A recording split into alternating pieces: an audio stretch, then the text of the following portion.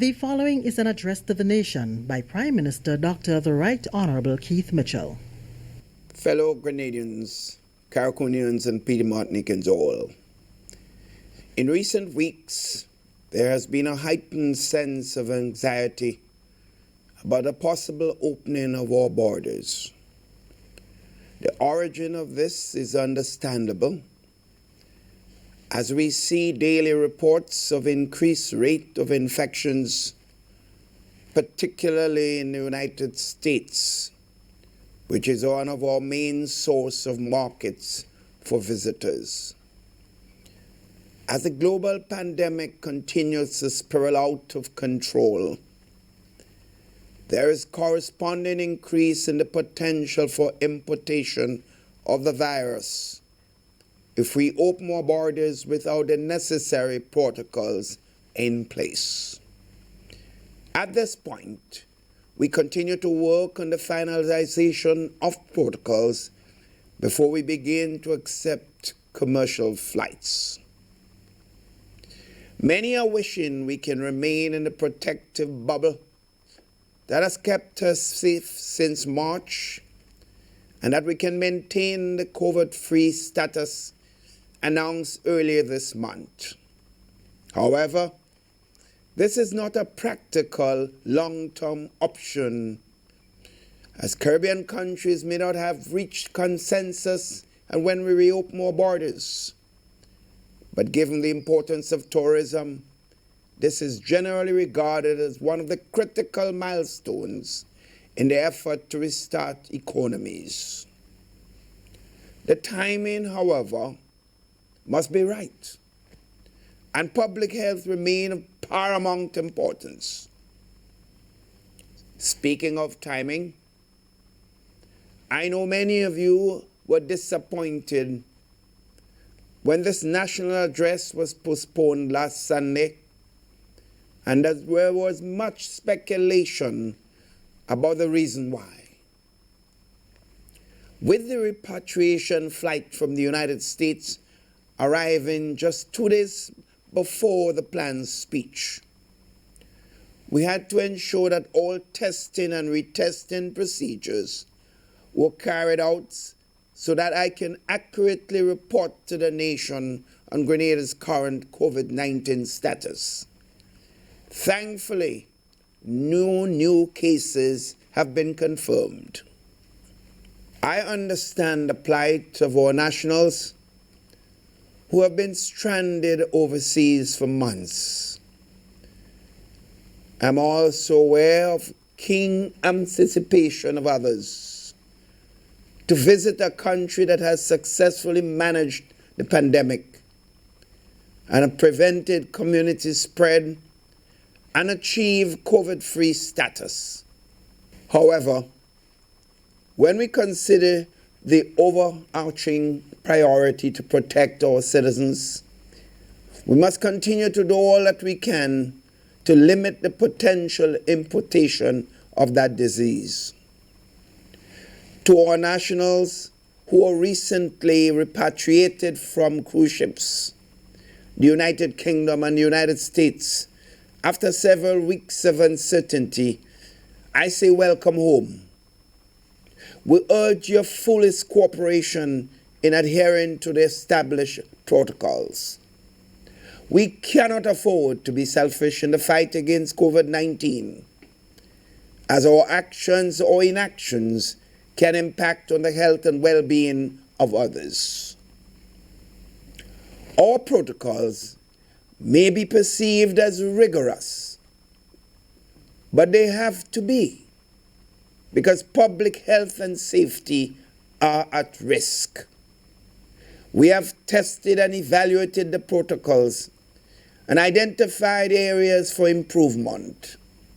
Therefore, for the immediate future, Grenada will only continue to welcome chartered flights, and these offer greater levels of due diligence with respect to the established protocols, which include testing before departure, testing upon arrival, and agreement to bear the cost of quarantine. Commercial airlines have thus far not agreed to make it mandatory for passengers to test prior to travel, and this is contrary to Grenada's protocols.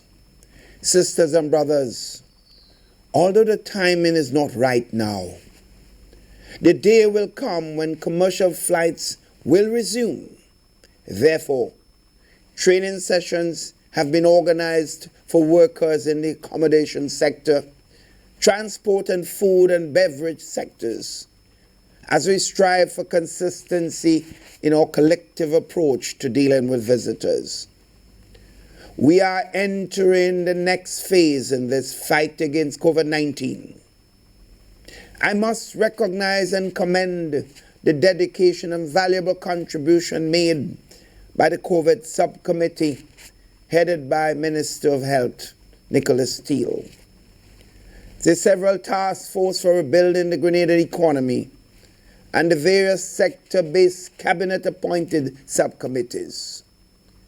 Over the last few months, you have all provided selfless service to the government and people of Grenada, Carriacou, and Petite Martinique. And for that, we thank all of you. Your commitment and dedication to the task at hand has helped us to get us through one of the most difficult periods in our country's history. Your service is greatly appreciated. The COVID subcommittee is expected to wrap up its work at the end of July. Thereafter, government decision-making on matters such as protocols, regulations, quarantine, and testing will be guided by a national advisory committee. This committee will draw upon the expertise of some of the same persons who have been involved thus far, but our approach will be different. The details will be announced later when we have finalized the composition of this new advisory body and the terms of its engagement.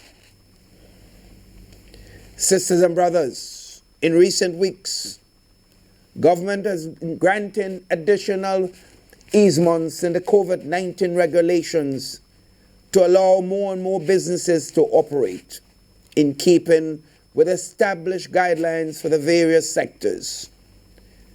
Further easement in operational hours is imminent, as Cabinet will be recommending that as of Tuesday, June 30th, 2020, the curfew is extended from 9 p.m. to 11 p.m.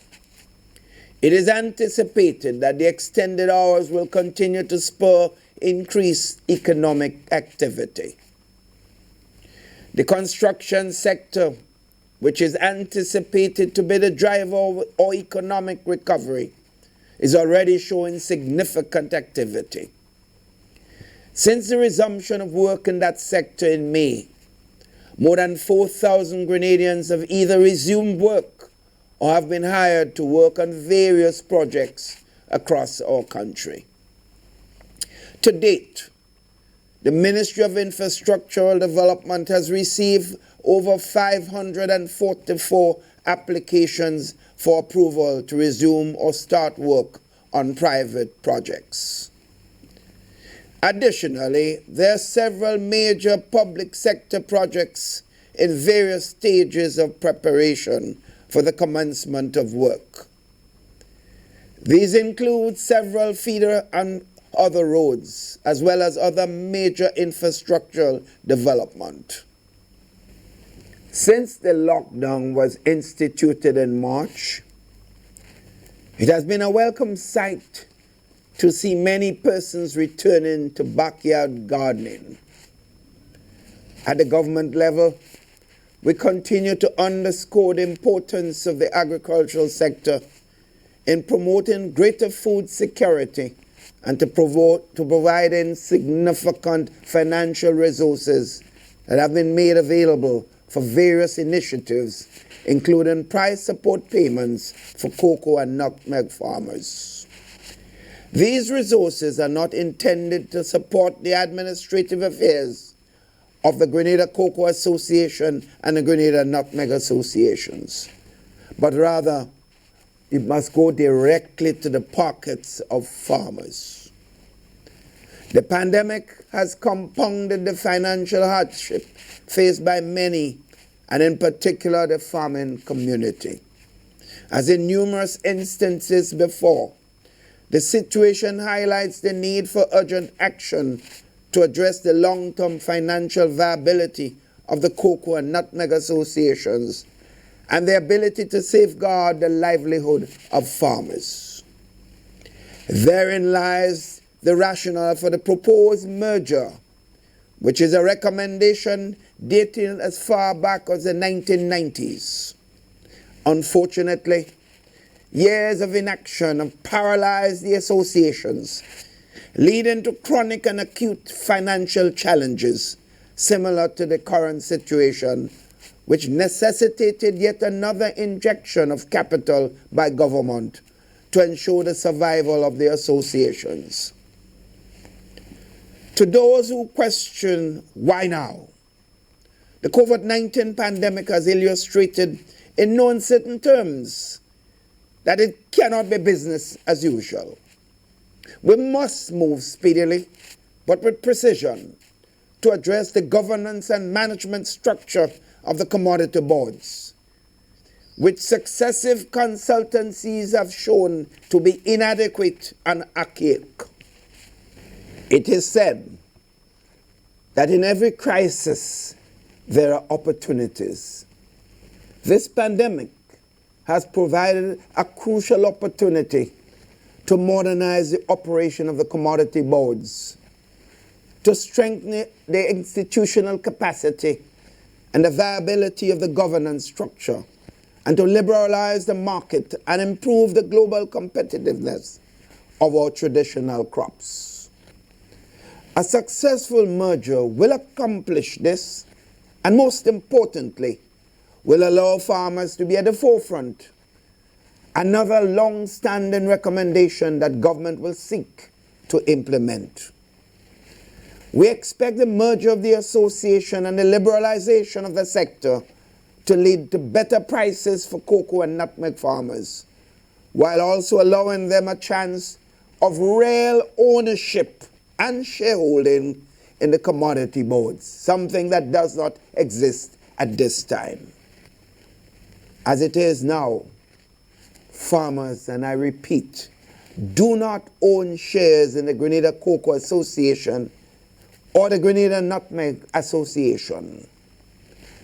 Government has no intention to take over the affairs of the associations, but rather, government seeks to empower the country's cocoa and nutmeg farmers and to improve the financial returns. Fellow Grenadians, Caraconians, Petty Martinicans all, just as many of you have experienced trying circumstances since the onset of the pandemic, government too has had its fair share of challenges. Revenue collection has declined by almost 50%, but we continue to bring relief to the population through the economic stimulus package. To date, more than 4,000 Grenadians have benefited either from payroll support to businesses or from income support to self-employed persons. We are continuously evaluating the categories of persons eligible to benefit and have made some adjustments in recent times. Hairdressers, barbers, and market vendors are now included among the beneficiaries. Requests have also been submitted by employees of Liat and several other places who have received little or no income and are facing imminent threat of unemployment.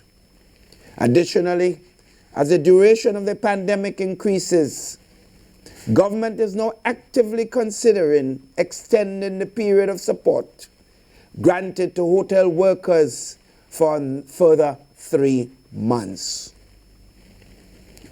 Another 2,000 Grenadians have also started receiving their unemployment assistance from the National Insurance Scheme. In addition, several others have capitalized on concessionary financing offered through the Grenada Development Bank and the Small Business Development Fund as part of the stimulus package. Sisters and brothers, this in no way suggests that we have helped everyone who needs help. But I can assure you that we continue to work on your behalf. Government is therefore sympathetic to the plight of workers dealing with reduced income and loss of jobs. But the reality is that government itself is limited by the significant decline in revenue. Therefore, as we consider additional requests for assistance, we also have to monitor the country's fiscal position to ensure that we are not overreaching. Public transportation has been restored for most part, but this was not without hiccups. We are now at the stage where we can discuss, in an amicable manner, critical matters relative to this very important service. Bus operators, like many others, they face significant challenges during the lockdown, and government has already provided relief through the stimulus package because more than 500 of them have benefited up to date. In addition, government is spending $50,000 monthly to ensure that all buses are properly sanitized after every trip. To the many students across the nation, we continue to be very measured in our approach to facilitate a return to classroom. For those preparing for exams, we wish you the very best. And for the new graduates, we are incredibly proud of you for successfully completing this phase of your journey in the midst of a global health crisis. Sisters and brothers, this is a difficult time for everyone, but it also presents an opportunity for us to demonstrate that we are truly our brother's keeper. Government welcome, therefore, all efforts intended to bring relief to people affected by the pandemic.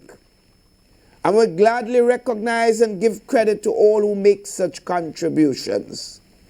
However, even in giving, there are basic fundamental principles that must be followed. Therefore, all stakeholders wishing to contribute in one way or another must collaborate with the management body of the intended beneficiaries.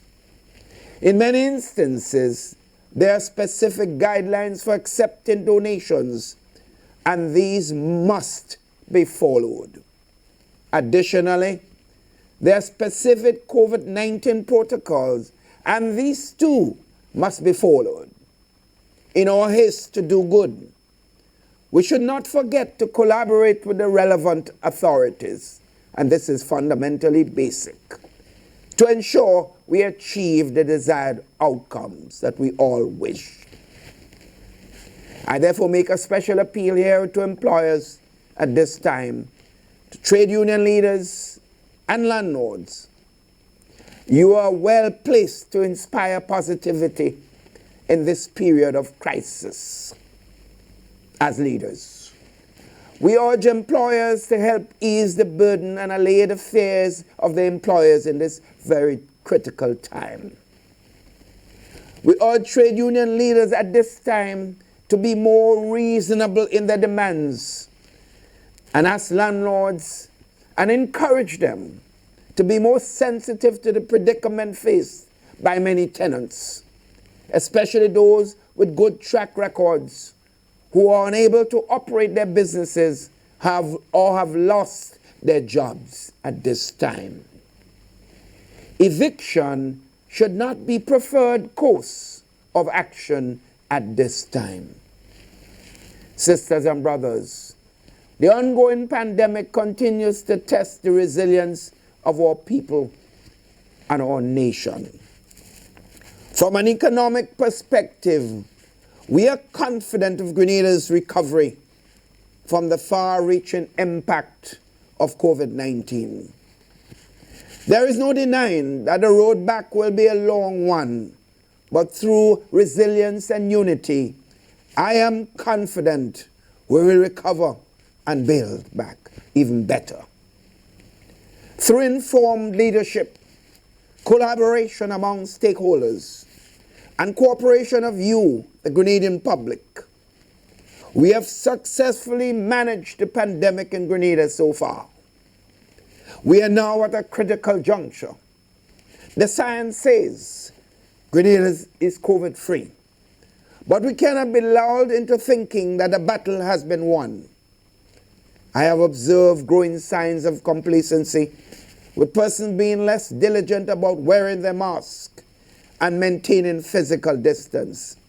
Sisters and brothers, the fight against this acutely volatile disease is far from over.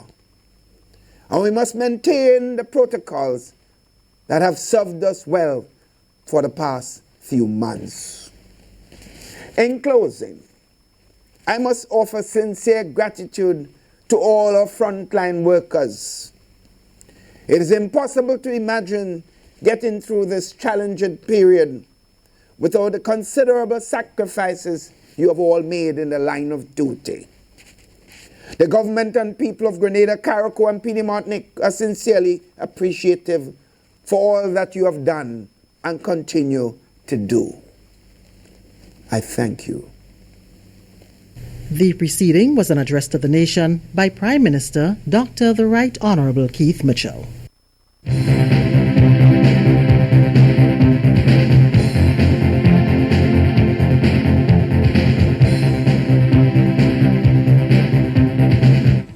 We're here today to address a news report on claims that the ministry and the principal of the St. David's Catholic Secondary School stopped the donation of food to students by an organization of the National Democratic Congress. Your statements on that, and what exactly was or is supposed to happen in this regard? We applaud persons for taking initiative, and reaching out where they see a need, because the ministry can't do it alone. It's all about partnership, building community, and all of that.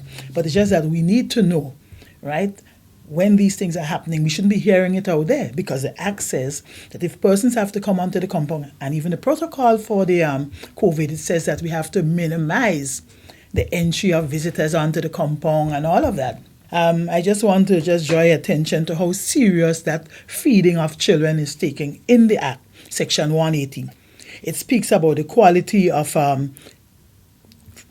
services, goods, food, beverage, and any other item on the premises of a public or assisted private educational institution without the written permission of the Chief Education Officer. Okay, it says that the Chief Education Officer must be involved when food and so is being given to students on the school compound. Now, I take the implementation of the Act very seriously. I don't go on feelings to say what I feel, There's an Act that we have to be guided by. And if we do that, then we ensure that whatever actions we take are in accordance with the Act, and then no one can hold us responsible for poor implementation of the Act. So this is what I can say, as far as what is transpired. We did not shut down any program. But at the same time, we have to remind principals and members of the general public that there are protocols. So even above us at this stage, there is a COVID-19 protocol. We had to submit that before we could have opened school, even though the Act says the chief and the minister can open school in a state of emergency and so on. There's a body above us, as in this case, the COVID-19 regulations. So we could not just decide, okay, school open. When they said close school, we had to close school, short notice. But this is where we are right now. So we are guided by the COVID-19 protocol, and every citizen of Grenada has to abide. They may choose not to, but there are consequences.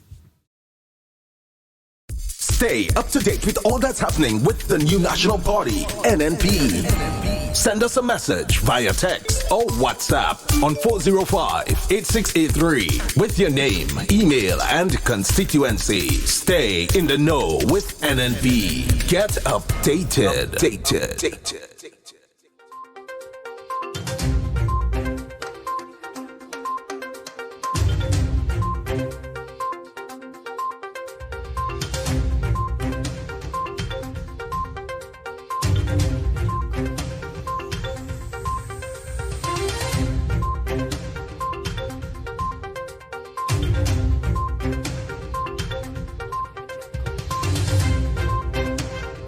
Ministry of Education dismisses claims. We'll have details to this story and more in the National Report.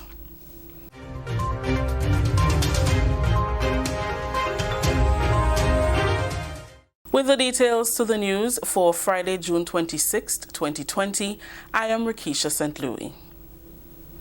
Chief Education Officer Mrs. Angela Finlay has strongly refuted claims by a political donor organization that the ministry has instructed secondary schools to refuse food donations made to fifth form students. The CEO told the Government Information Service on Friday that no such instruction was given. She explained that by the second week of June, when students returned to the classrooms, the ministry's school feeding program resumed. We get more in this report from trainee reporter Colleen Peters. During an interview with the Government Information Service on Friday, Chief Education Officer Mrs. Angela Finlay said the news came as a shock to officials at the ministry since no such directive was given. She says the ministry and schools are guided by the Education Act, which clearly outlines Section 180 that the Chief Education Officer must give written permission towards services, goods, food and beverage on the premises of a public or assisted private school. Mrs. Finlay explained that since schools reopened in June, the ministry and schools are being guided by COVID-19 regulations. There's an act that we have to be guided by. And if we do that, then we ensure that whatever actions we take are in accordance with the act, and then no one can hold us responsible for poor implementation of the act. So this is what I can say, as far as what is transpired.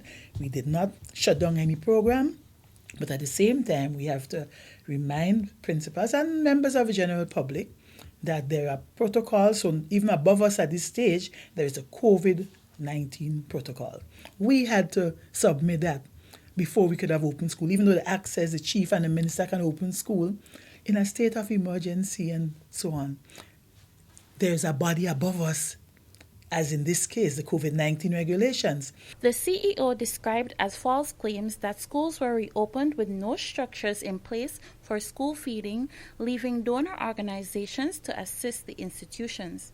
She explained that there were no dire need for school donations since the ministry made adequate provisions for the school feeding programs prior to the closure and upon reopening. The St. David's Catholic Secondary School was the institution highlighted in a story by a local media entity. Principal Gary Jones told GIS on Friday that he never gave instructions to refuse food donations made by the organization, but rather asked for a temporary halt until he was able to submit a report to his superior to ensure that there were no breach in protocol.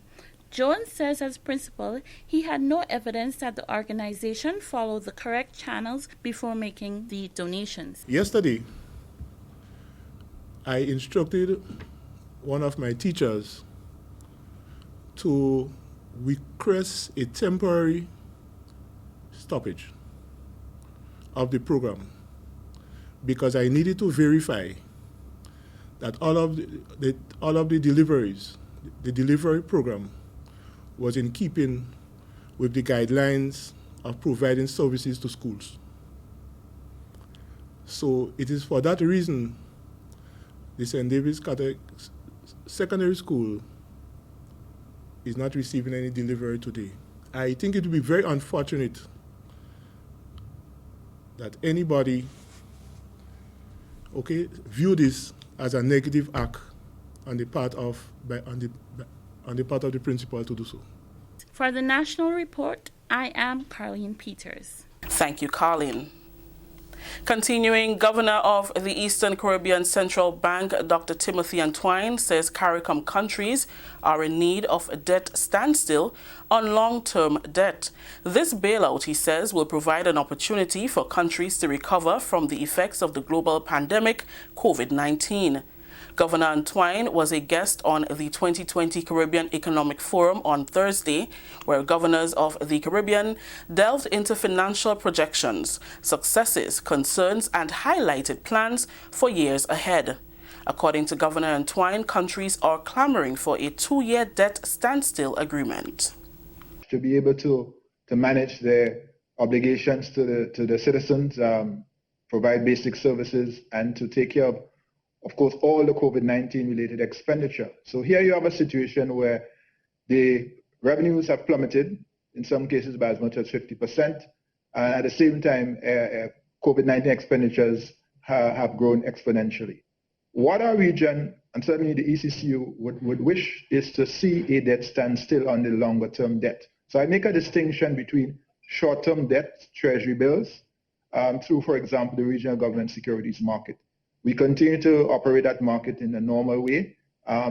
We are rolling over, continuing to make issuances, and in fact, up to earlier this week, I believe it was, or last week, we had earlier this week actually, an oversubscription on the regional government securities market. Governor Antwine says there was a 3.5% projected growth for the Eastern Caribbean Currency Union prior to the pandemic. However, all countries except Guyana will contract by 10 to 20%. Our latest projection is that we will contract, the ECCU will contract by between 10 and 20% this year alone. So you can see the dramatic change in the economic fortunes of our currency union as a result of the pandemic. But of course, Julian, you would appreciate that this impact is not unique to the ECCU. In fact, the world is facing its worst economic crisis in almost 100 years. We're told that the global economy this year will contract by at least 5%, based on the IMF estimates as of yesterday. And we know the impact has been great on large and small economies. The US is going to contract by 8%, the UK by 10%. Africa, for the first time in 25 years, will actually contract. And of course, all countries in the CARICOM area, with the exception of Guyana, will contract this year. We're all in recession. This is the National Report. We'll have more news after the break. Do you still have EC 1 and 2 cent coins? If you do, then you have until the end of this month, 30th June, to spend them, exchange, or deposit them at your commercial bank. After 30th June, you will not be able to use your 1 and 2 cents as they will no longer be legal tender. Find them, spend them, exchange, or deposit them at your commercial bank. Act now and receive value for your 1 and 2 cent coins by 30th June. Welcome back. Kudos for the government of Grenada, the COVID-19 response team, and other stakeholders for implementing World Health Organization standard protocols for cruise ship workers returning home. Jerome Bowen is the Assistant Human Resource Operations Manager for Norwegian Cruise Line Holdings.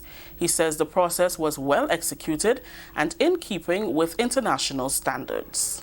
For that, we want to say thank you to the Minister of Tourism and Civil Aviation, Minister Cohen, I think, and Minister Nicholas Field, yes, Minister of Health, and his whole team, who helped, in making this a smooth transition for us. We were greeted at the terminal. Yes, they had all the tests and everything waiting for us.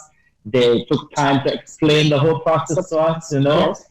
And everything just ran smoothly. We didn't have any problems at all, so we thank them and we say kudos to them for a job well done. Mr. Bowen, who was a guest on the weekly GIS program Distance Makes the Difference, says Grenadians need not be scared to mingle with the workers after completion of their 14-day mandatory quarantine because cruise lines are one of the strictest industries when it comes to hygiene. The only how a crew member would have been able to pick up antibodies or corona or something like that is if he had show leave, right? he went ashore and he would have come in contact with somebody who had it, right? Yeah. As far as our cruise line is concerned, most of the crew, if not all of our crew, didn't have COVID.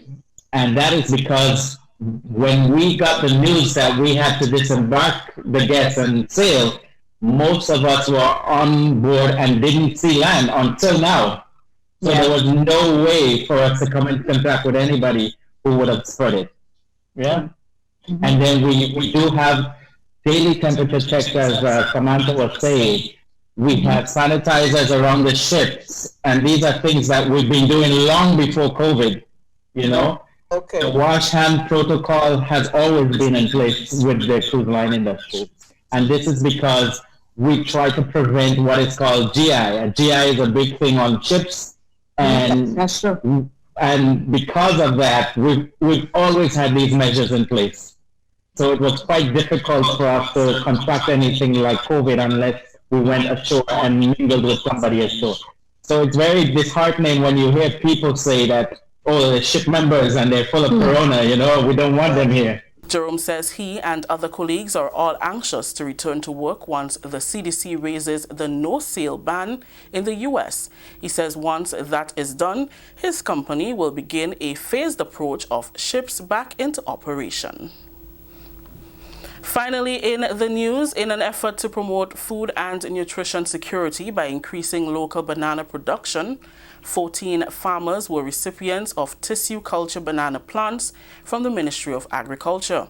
As we hear in this report, the farmers received their plants during a special handing over ceremony at the Moran Plant Propagation Station. Banana production is on the cusp of resurgence as the Ministry of Agriculture and Lands implements a pilot project which affords 14 local farmers an opportunity to each establish 1 acre of tissue culture banana plants. A committee comprising of 6 from departments including Extension, Agronomy, Land Use and Pest Management assessed over 50 farms in May, belonging to farmers that expressed interest in the plants. Adhering to the COVID-19 health and safety guidelines, the 14 farmers were separated in 2 batches and offered lessons on fertilizer application, pest management such as the management of the Moko disease and black sigatoka, irrigation, land preparation and others.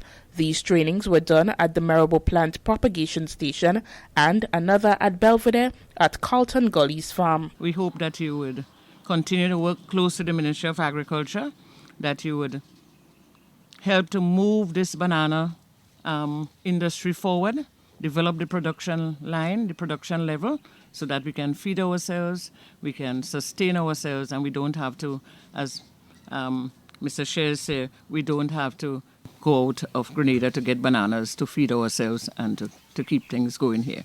That was Minister for Agriculture and Lands, Honorable Yolande Bain Hosford, addressing recipients at a short handover ceremony at the Moran Propagation Station on Thursday. Also in attendance was Parliamentary Representative for St. John, Honorable Alvin Dabrio. He underscored the many benefits that can be derived from the banana industry. We are blessed with good soil, so bananas is one of the products that we could develop, because you could make so many things from it. You see bananas, dried bananas in cereal in the supermarket. They're now making banana flour. You use there are many things you could do from the straw of the bananas. And it's tremendous the amount of potential that it has. Known for its properties, the ministry imported the William variety for injection into local production with the aim of boosting food and nutrition security. 2 of the benefiting farmers, Claudia Spear and Ron Alexander, say this is a plus for the banana sector. It's a very happy feelings for me.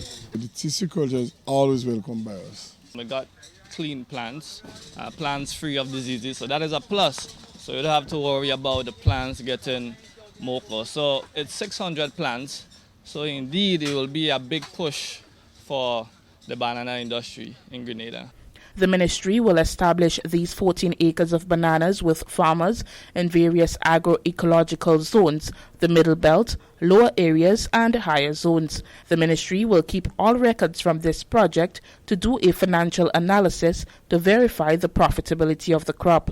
Each farmer received a total of 600 banana plants for propagation, while 2 acres of the imported variety will be propagated at the plant propagation stations managed by the Ministry of Agriculture to provide additional planting material. For the Ministry of Agriculture and Lands, I am Mina Buka. That story just ended the national report for today, Friday, June 26th. Let's recap the top story. Ministry of Education dismisses claims. On behalf of the entire news team here at the Government Information Service, I am Rikisha St. Louis saying thank you for joining us. Until next time.